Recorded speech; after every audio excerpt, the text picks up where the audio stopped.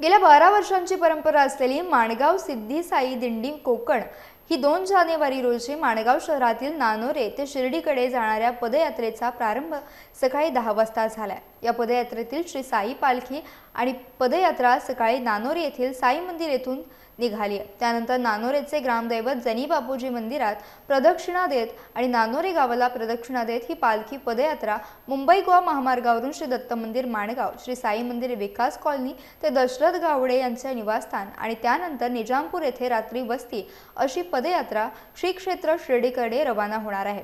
सुमारे 300 किलोमीटर पायी प्रवास असणाऱ्या पदयात्रेत सुमारे 300 साई भक्त सामील झाले, तर त्यापैकी 250 साई भक्त पायी प्रवास करणार आहेत।